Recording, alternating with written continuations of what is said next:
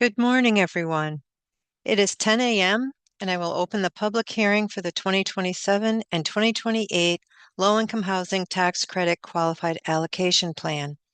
My name is Terry Nash Giovannucci, and I will be facilitating this hearing. Participants will be called upon in the order that we see your hands raised. Please be sure that your full name appears, not just your phone number. And when you're called upon, please unmute yourself, state your full name and affiliation, and provide your comments. This is an opportunity for CHFA to hear your views. It is not an interactive session, and no responses will be forthcoming from the CHFA team in attendance. The notice of the public hearing was published on June 28th, 2026 in the 5 largest newspapers by circulation in the state of Connecticut. Notice was published on CHFA's website with access instructions on the following day. I will now read the public notice into the record. Connecticut Housing Finance Authority is the low-income housing tax credit allocating agency for the state of Connecticut. The public is hereby notified that CHFA will hold a public hearing on July 7th, 2026 at 10 a.m. to receive data, views, and comments with respect to its 2027 and 2028 Low-Income Housing Tax Credit Qualified Allocation Plan. This meeting will take place virtually, and all are invited to participate by connecting via Zoom. These instructions will also be available online at www.chfa.org. The QAP is available to review by visiting www.chfa.org. Written statements in place of or in addition to oral statements may be submitted by email to publiccomment@chfa.org or by mail to attention Terry Nash Giovannucci, CHFA, 999 West Street, Rocky Hill, Connecticut, 06067, from the date of this notice to no later than close of business, July 10th, 2026. The Zoom meeting link was provided. Thank you for joining us today. We welcome your comments. And the floor is open if anyone would like to begin.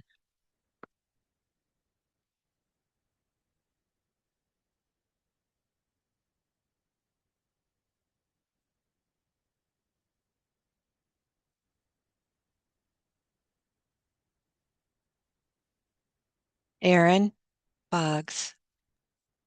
I guess somebody has to go first, huh? That's right. Thank you for being the icebreaker. Hi, everyone. I'm Erin Boggs at Open Communities Alliance, and I appreciate the opportunity to offer comments today. We are really grateful to CHFA for its continued openness to feedback and its willingness to work with us on improving this process. We are grateful to CHFA's commitment in the draft QAP to devote 50% of the non-rehabilitation credits to areas with higher performing schools and lower levels of poverty. Given that in the last several years, half of the rehabilitation developments have also been in such areas, it's our hope that overall, at least half of Connecticut's low-income housing tax credit units will be located in such areas. Given that between 1986 and 2003, 74% of Connecticut's tax credit units were located in areas with higher rates of poverty and underperforming schools, and only 7% were placed in areas where the converse was true. This commitment to greater balance is really important. Moving forward, we encourage CHFA to, for those developments that are in areas with higher levels of poverty, really emphasize rehabilitation, solicit input from residents on where they would like to live before rehabilitation is happening, and advocate with the rest of the state, for deeper non-housing investments in such areas. Number one. Number two, we encourage CHFA to monitor how the actual number of units in each type of area plays out if equal numbers of credits are going into higher and lower poverty areas, does that mean equal numbers of units are also going in the two types of areas? And we also are interested to see and work with CHFA moving forward in assessing whether the Educational Poverty Index, which is being adopted, ends up setting the cutoffs at levels that are appropriate. So by and large, we're very grateful for the partnership and are happy to see what has come out of the process for the coming years. So, thank you. Thank you.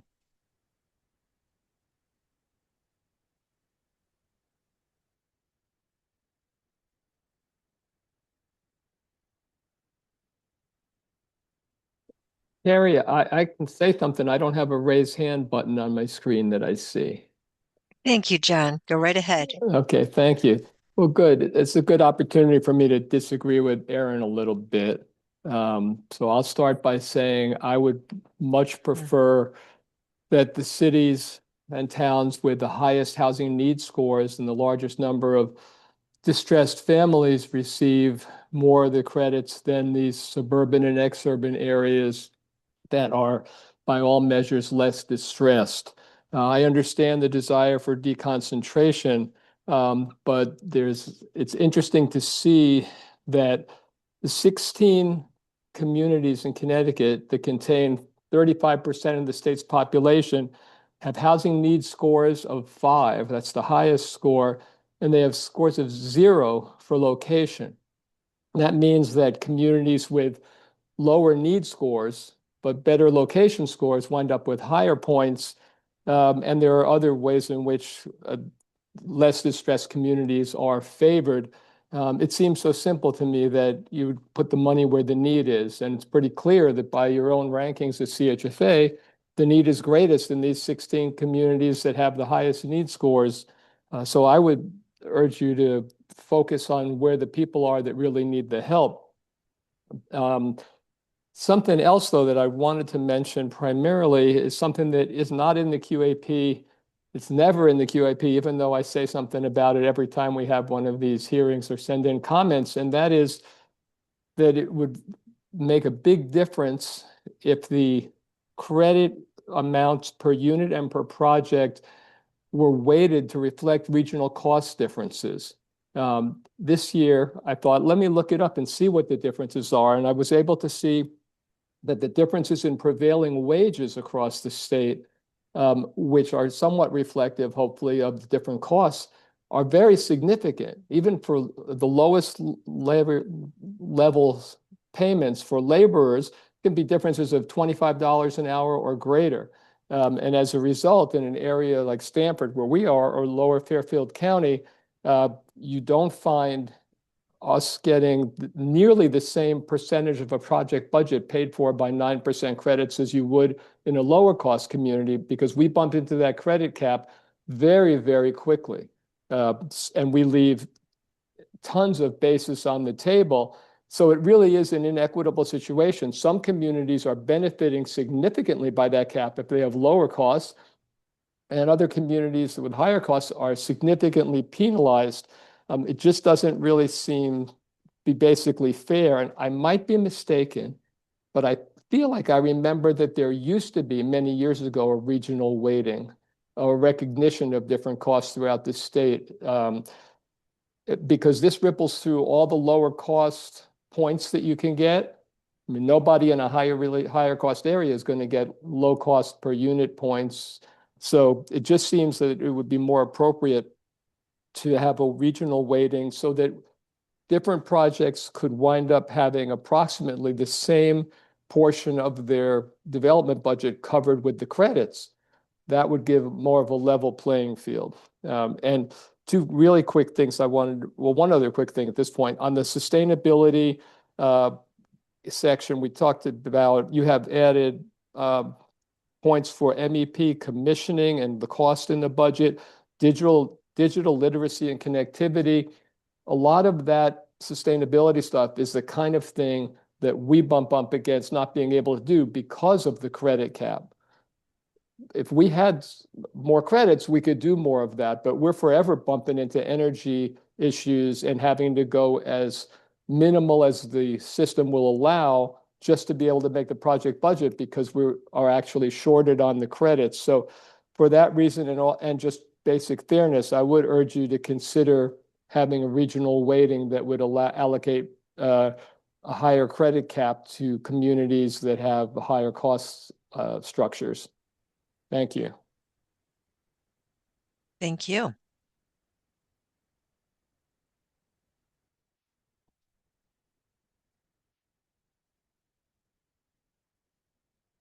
David McCarthy.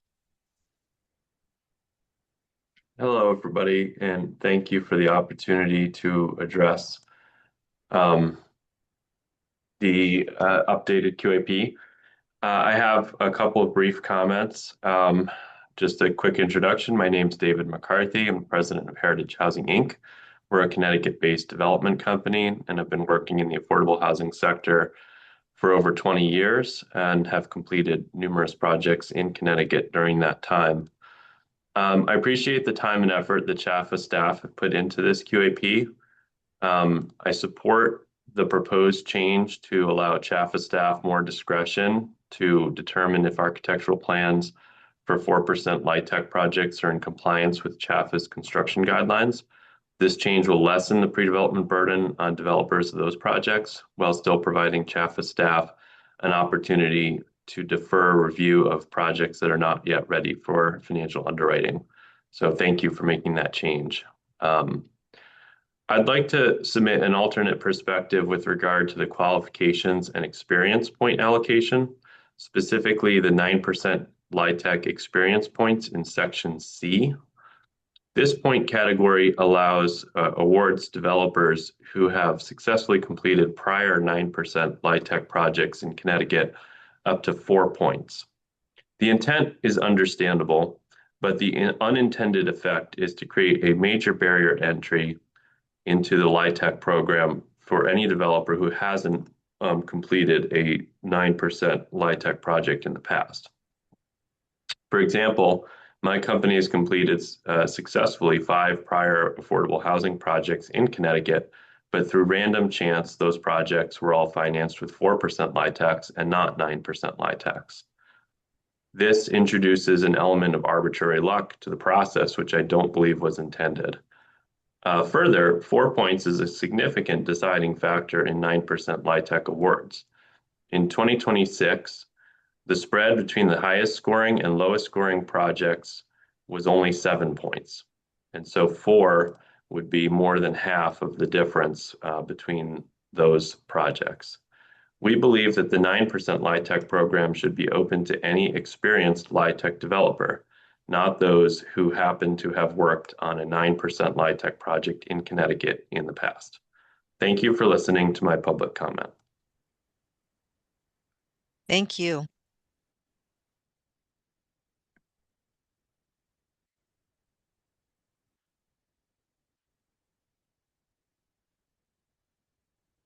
Leanne. Morning, Terry. Good morning. Good morning. Folks. How are you? Leanne Hanfield-Curtin with Beacon Communities.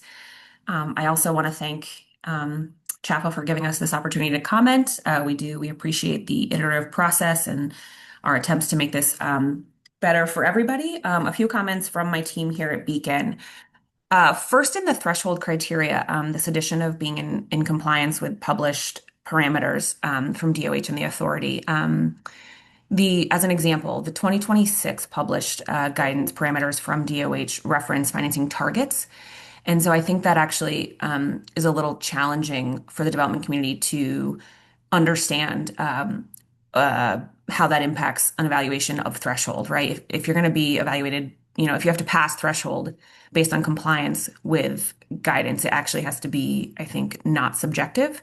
Targets is a little open-ended, and what does that mean? And does that mean that the target could be higher or lower for different circumstances by project? So I think that language is a little tricky. And again, we wouldn't want to see a worthy project be kicked out on threshold for something that is interpretive. So that's the first one. The other one, is on the addition in the LIHTC developer past experience. There was an addition here about a material change from the application. And again, I think it's just about subjectivity and how we define materiality. I think a lot of projects do, in fact, have changes from application by the time they get to a closing. Some, if not most, are out of our control. And in fact, I could probably make a decent argument for giving developers credit for problem solving and still getting to a closing in light of those challenges. So I would request that either we define what material means in the QAP or strike that addition altogether, just because I don't know how you'd qualify what constitutes a material change. And then lastly, in the location needs index, which is a separate document outside of the QAP, there is some language in that separate document that discusses eligibility for those points, which is that you have to be scored in the top 15%, I believe it is. And I think that language specifically, as it relates to eligibility for those points, should in fact be in the QAP itself, if that's a determining factor as to how those points are awarded. And that's it for us. Thank you. Thank you.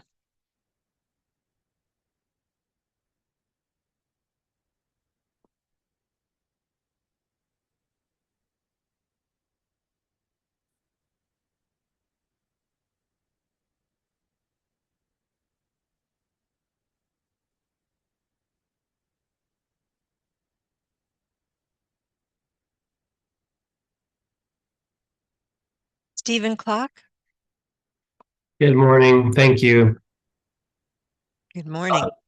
I'm Steve Clucky with Stephen Winter Associates.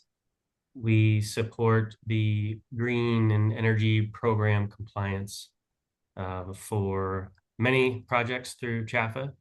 So we, as always, appreciate CHFA's commitment to sustainability. I have a handful of relatively specific comments that I'll buzz through here. On page 9 of the QAP, I just wanted to say thank you for clarifying the distinction between 9% and 4% applications with regard to having 90% CDs as a requirement for a submission. That's a big thing. And so thank you for hearing us last time and getting that clarified. As far as the preservation classification energy efficiency requirement on page 10, this is referring to the fact that preservation projects, even if they are new construction, only have to follow the preservation requirements, which are relatively light. We've commented on this in the past, but I'll say it again about how the opportunities with a new construction project are great. You only build a building once from scratch.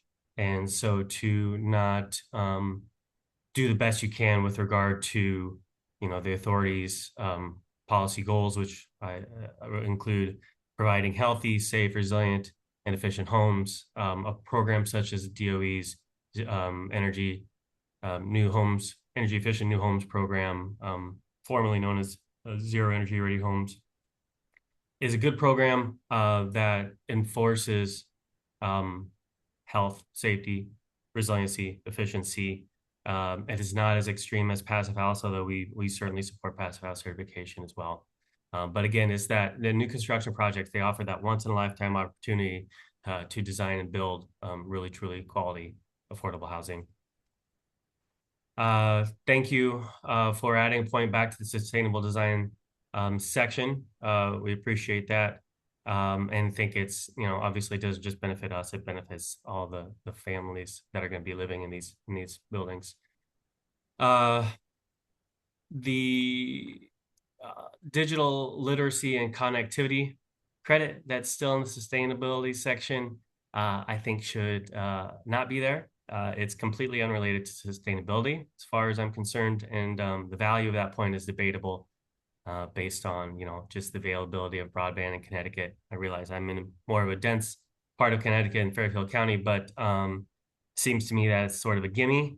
And that point could be used to much greater effect for example, awarding projects who want to do an embodied carbon hotspot analysis, which identifies high impact materials We found that, in the effort to make buildings more efficient, for example, we integrate materials such as closed cell spray foam, which when you do the analysis, and we didn't know this years and years ago, but we do now, it's almost sometimes a step backwards in overall efficiency when you compare operational costs to the cost of providing that product and getting it installed in the building.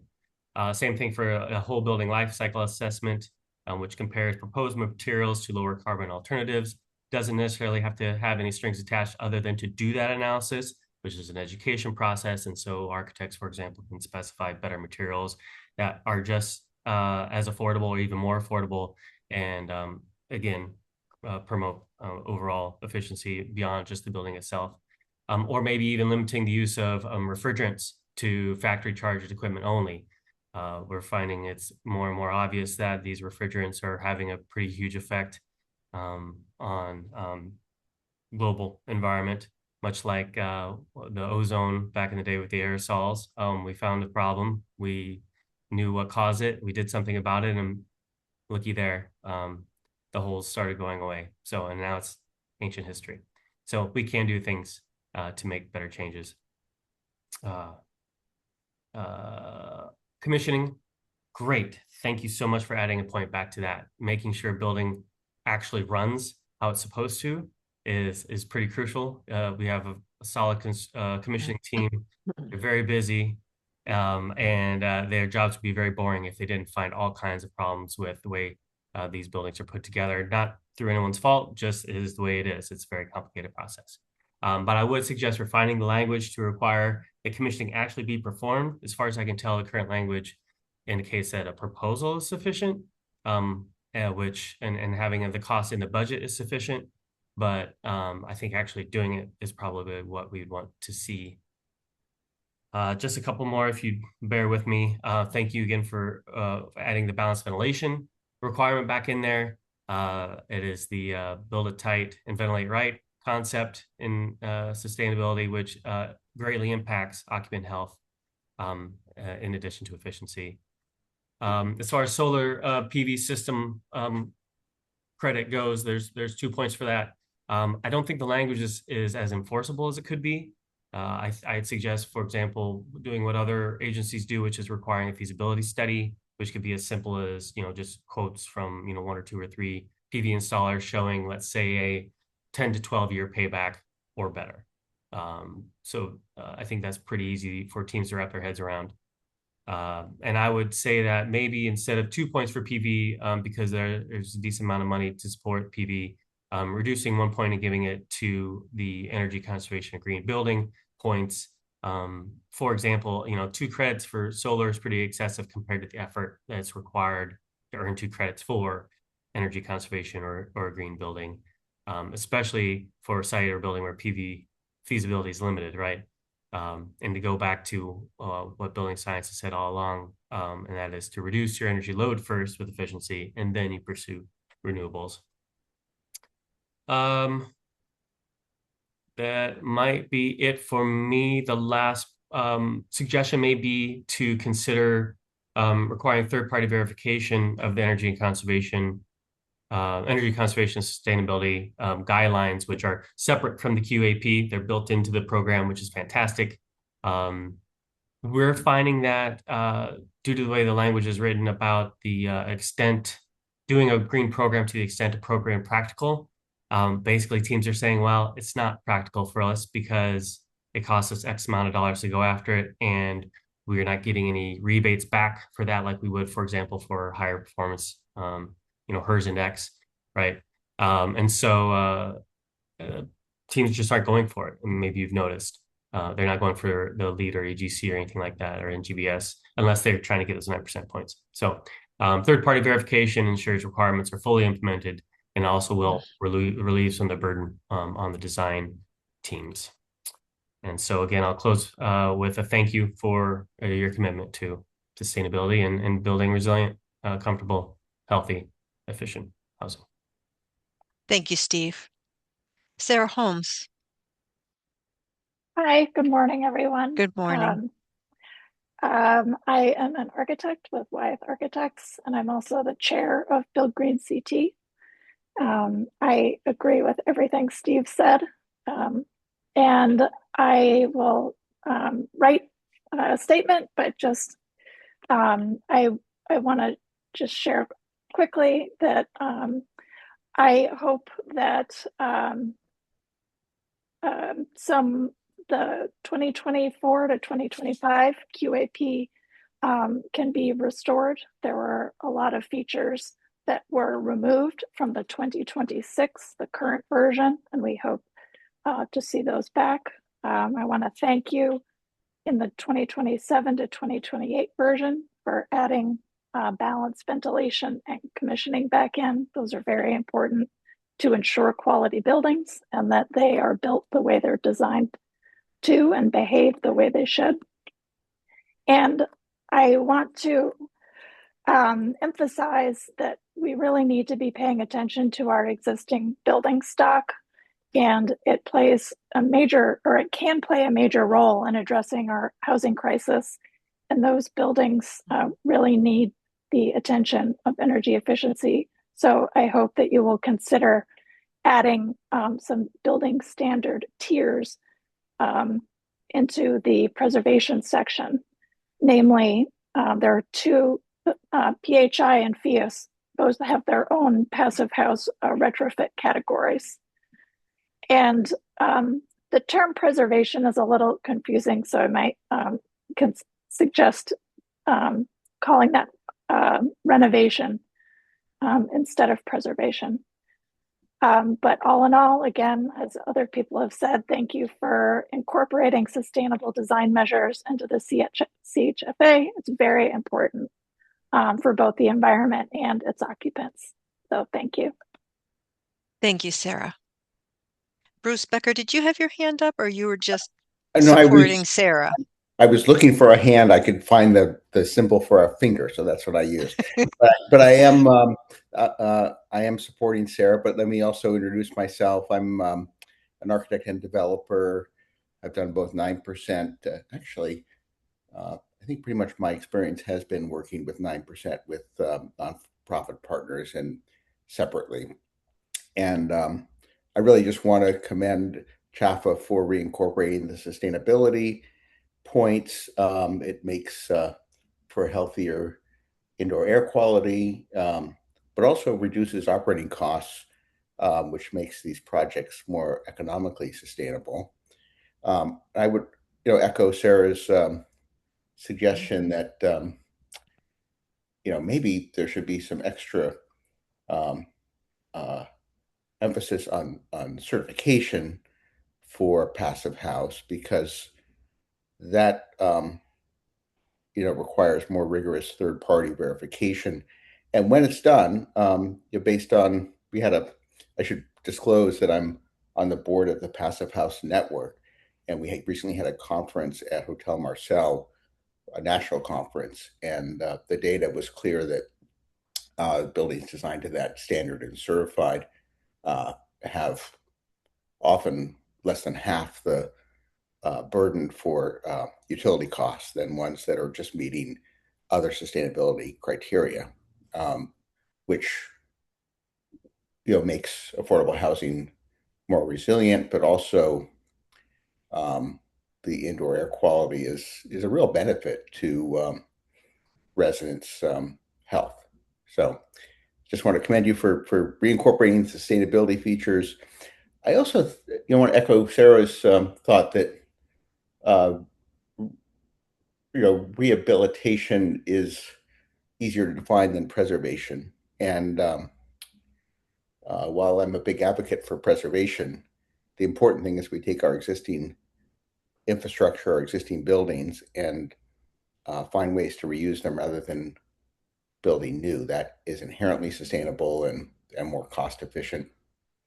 I was also pleased to see that the cost efficiency is based on credits per unit, because historic tax credit projects are pretty efficient when you are bringing in that additional capital, and but the costs sometimes are higher overall. So I guess the key is, if you can harness other sources like historic tax credits or utility incentives, or even incorporate projections of operating costs. Sometimes you might spend a little bit more on first cost, but you might make up that difference in the first year in your utility costs. And so you don't want to force people to take out incremental measures that pay for themselves in as short a period as 12 months. It'd be nice if there was some way to factor in sort of the net costs as opposed to just the first cost. Net of, look at cost net of utility incentives, say net of the utility savings that you would get, over the next 5 years. Because one of the things I think that has been detrimental to the built environment is there are so many developers and agencies and nonprofits that are really trying to get down to a hard cost per square foot, and they cut out the things that sometimes are the most sustainable. I'm not quite sure how to address that, but it would be good to factor in and think about the net cost as opposed to absolute cost. But thanks for diving back in and embracing sustainability, because it's I think it does live with the project for its life. Thank you. Yep. Ilana.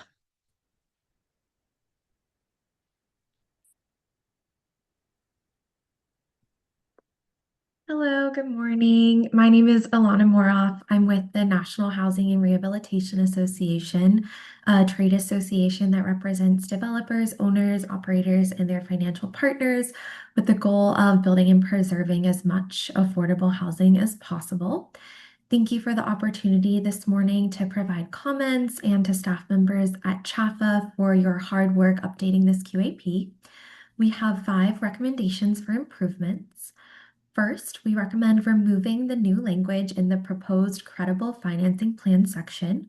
We are concerned that DOH's current financing targets, established several years ago, no longer reflect the realities of today's development environment, and we're actively working with them to update these thresholds. Many developments today routinely exceed these DOH thresholds.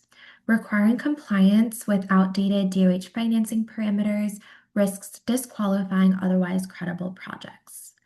Additionally, thank you for adding the distinction between 9% and 4% credits for the plans and specifications section in the QAP. However, we believe this item is still burdensome, does not belong in threshold, and is out of step with the rest of the HFA community requirements, most of which are pegged at 50% for drawings. Third, some guidance about what constitutes a material change for purposes of scoring in the developer LIHTC program performance category would be helpful. Many times changes are unavoidable and outside of a developer's control. Therefore, we recommend striking this new language or providing a much clearer definition, since this is in the points section. Fourth, while outside of the QAP, we recommend modifying the practice of using debt and source calculations from year 4 to year 1. Year 1 is the industry norm, would be a huge simplification in the process, and would eliminate any confusion of having to flip back and forth between 2 different operating budgets. And finally, we believe Connecticut could benefit from a one-stop shop approach that aligns application requirements, design review, underwriting, and funding decisions across agencies. A more coordinated approach would maximize efficiency, reduce duplicative reviews, provide greater predictability for applicants, and help move affordable housing developments from application to closing more quickly. Thank you so much, and please don't hesitate to reach out with any additional questions. We'll also be submitting written comments. Thank you. Thank you.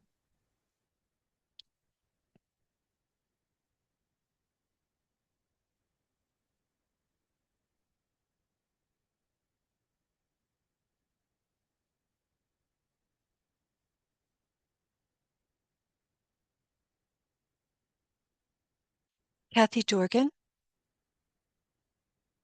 Hello, thank you very much, I appreciate this opportunity to speak, and I appreciate so much all of the work so many people have put into the QAP and delivering these programs.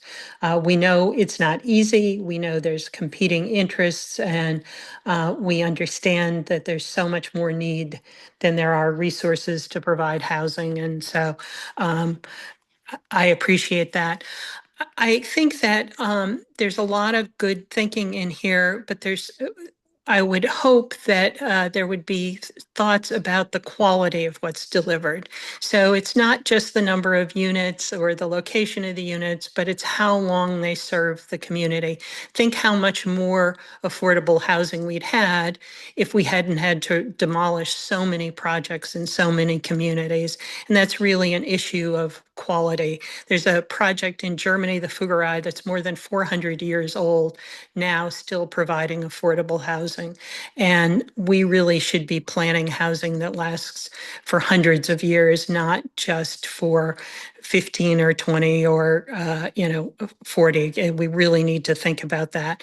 And more of the points should be about performance of the housing, both in the affordable energy category, looking for things like passive house that not only protect the energy use of the building, but protect the long-term longevity of the building. And I think that should be primary. I think that other housing that was developed to be as cost efficient as possible and as low cost as possible. We think of Pruitt-Igoe that lasted less than 20 years when we look at that. And certainly nobody's saying that that's the kind of housing that's being developed. But I think thinking about that is a long very important point. So I think that there should be many, many more points for high quality construction. I also think that the housing need points, although very well intended, don't necessarily express the real needs in communities. Somebody can need housing and they can be a foot from another high opportunity community, but that community doesn't get the points, so that may be where they work and want to live. So I would encourage looking again at that scoring metric. Similarly, with the experience points, I don't think that best serves the standards that applies to some very good developers, but a very specific list already in the small number of projects we have. And I think it's worth looking at that to open up the 9% to a larger participation. But again, thank you very much. I appreciate so many of the things. And another issue I'd look at is family housing, that the emphasis on cost per unit tends to lead to one bedroom or smaller units. And there's a huge need in our state for family housing. But again, thank you for the opportunity. I appreciate it. Thank you, Kathy.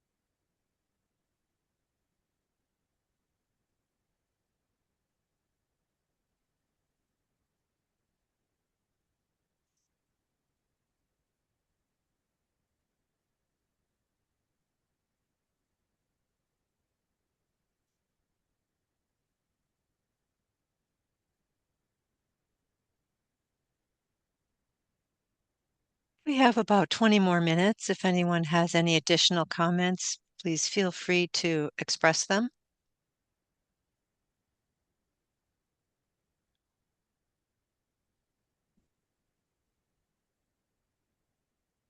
Well, I'll ask a question, Terry, if that's okay.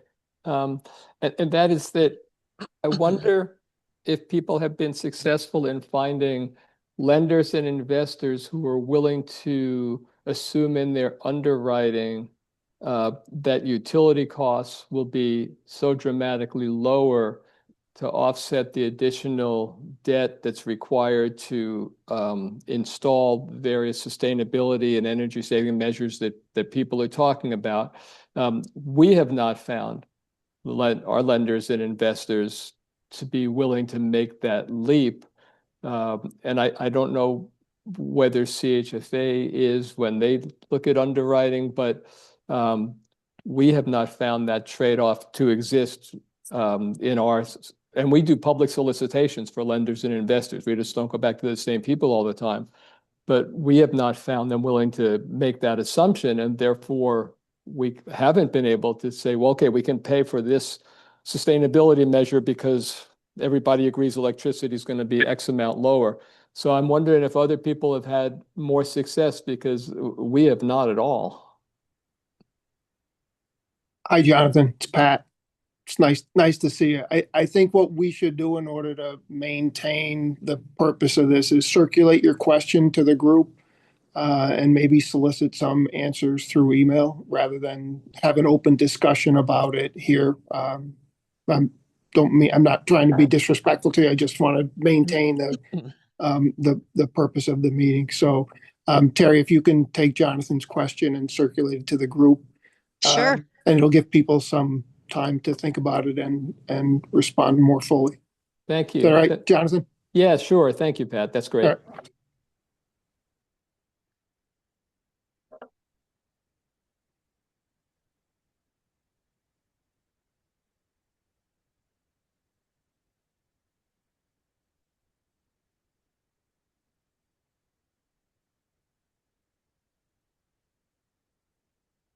Terry, we can just give a couple more minutes if Sure. anybody has any other comments.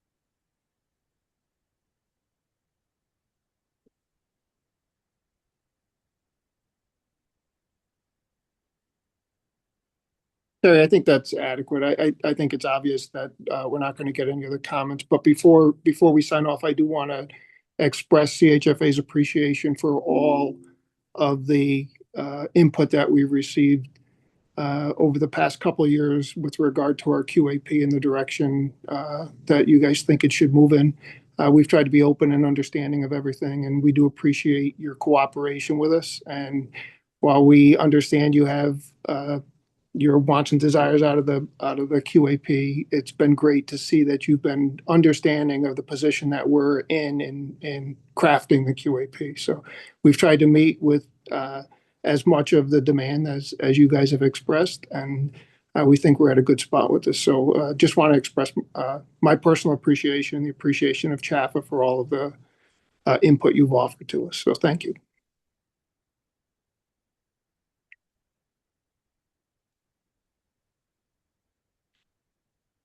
Okay, so it's 10:45. We can end the public hearing for the 2027 and 2028 Qualified Allocation Plan. Thank you all for joining. Thank you, everybody. Thank you. Goodbye, everybody. Bye-bye.